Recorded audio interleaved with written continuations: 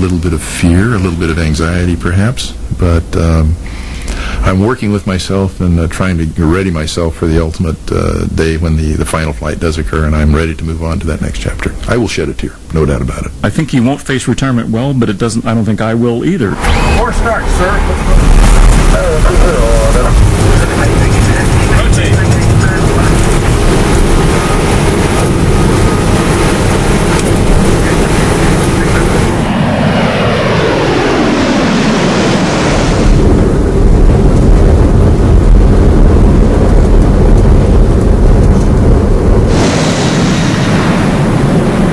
As the 777 rises from London, it encounters considerable turbulence, gale force winds over the Irish coast. While this shaking and buffeting upsets some passengers, Jim and Paul have no fear. They know their ship can fly through turbulence 100 times more powerful. Before a 777 ever left the ground, engineers subjected models to a wide variety of testing. Through the use of wind tunnels and other devices, they were able to subject every part of the plane to 20 years of wear in just a few hours. A full-scale prototype rolls from its hangar into the testing lab to begin a 2-year ordeal. In a cantilevered rig called the Iron Bird, the 777's fuselage, wing, and tail will be tortured to failure. That is, till they literally break apart. Skilled workers bond tension pads or strain gauges to the prototype's surfaces. There are 4,000 sensors inside the rudder alone.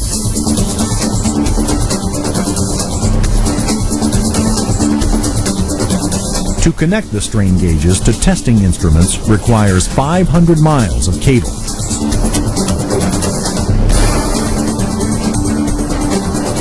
Under the scrutiny of Boeing and airline personnel, the testing program will last for 2.5 years.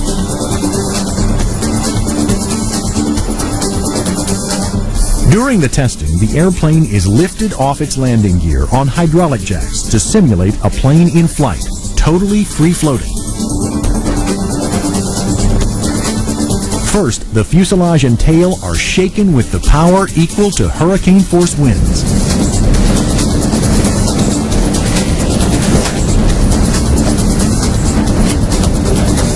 Then, giant pistons apply 500,000 pounds of uplift to each wing, a destructive force equivalent to that experienced during a straight-down dive from 35,000 feet, fully loaded.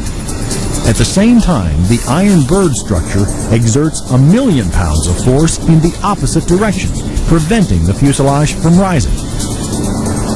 With such massive opposing forces, it is only a matter of time before something gives.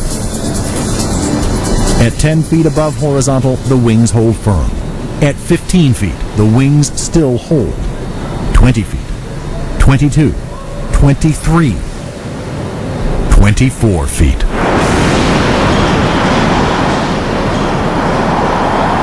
Finally, at 24 feet above horizontal, the right wing fails. Then, 20 seconds later, the left. This was as predicted, and at the exact stress point, the 25th rib.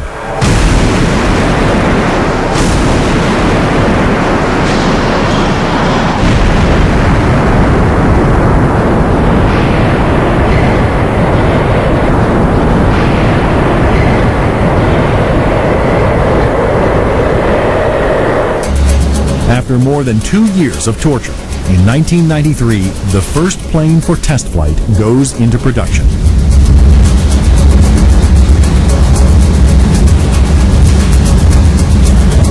CATIA, the same computer system that ran the design, now oversees production. It fed construction data to the thousands of automated manufacturing machines building the new airliner.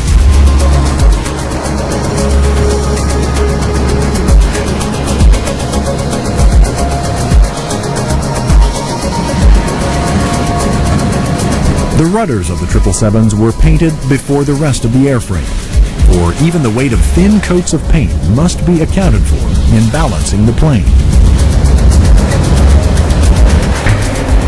The six-wheel undercarriage has been put through 40,000 simulated takeoffs and landings in the Iron Bird.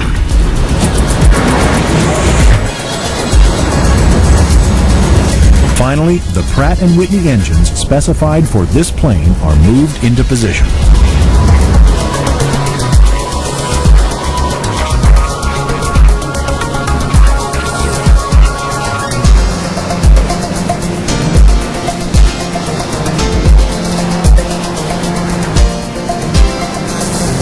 Then, it's off to the paint shed.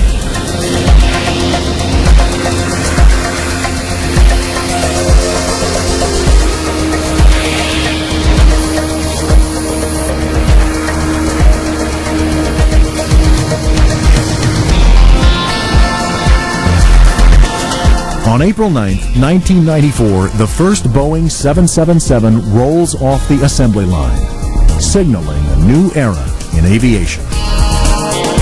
Over the next 2 years, from 94 to 96, the 777 is flight tested. In all, 9 planes fly 4,900 flights, totaling 7,000 hours. At the same time, the airlines are bringing their pilots up to speed. In 777 cockpit simulators, like this one at American Airlines Dallas headquarters, pilots take the 777 anywhere in the world under any conditions. Instructors Hinton and Galt are responsible for creating dangerous scenarios for pilots in training. Here, in the safety of virtual space, a pilot can make mistakes or face dangers that are unlikely to come up in a lifetime of actual flying. And I've set this one up so it fails in a very bad spot. It fails on the runway.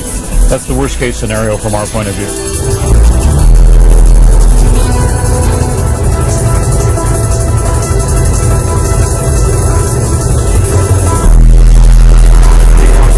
Rotate.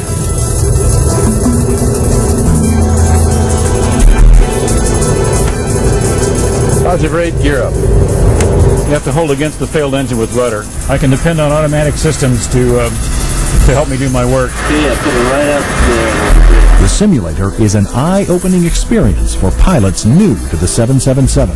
Their biggest surprise is how nimbly this large jet can fly. And what you see is an airplane that can be flown through an incredible range of motion and still be perfectly flyable, and then we're out of it. The 777's automated flight controls are designed to let pilots think about the big picture while the jet does the busy work. Thank you. But these flight controls are so sophisticated, some in aviation are beginning to envision the unthinkable: aircraft without pilots. I'm going to demo what the airplane can do. I'm letting it fly it, as you can see. 500. This airplane is the first airplane we've owned. With an engine failure, you could let it land itself. Even after landing the 777, its flight controls continue to steer the plane down the runway's center line. And it's still steering. It wants the center line very badly. Pilot and a dog. Absolutely. Do you know the joke? The joke is finally there will only be one pilot and he'll have a dog with him. And the pilot will be there to monitor the airplane and how it operates, and the dog will be there to bite the pilot if he touches anything. And I've always loved the joke. Somewhere downstream, we will come out of the equation. I think we will be there as a monitor. Somewhere downstream, our direct control over the flight path will disappear. When you look at the unmanned reconnaissance vehicles that more than one manufacturer are making now, when you look at the control of the profile for the space shuttle, for instance, it is obvious we have the capability to do those things. Someone on the ground will be sitting there doing what I've done in flight for years. They'll say, oh, there's a problem with the air conditioning system, let me fix that. Which they do from Houston now with the space equipment. It would be like blacksmithing. We're one of those professions where we came into being at the turn of the last century and we'll disappear. And people will say to one another, do you remember when they used to have people in the front of these things? At 37,000 feet, 7 hours out of London, the Airliner is over the U.S.-Canadian border.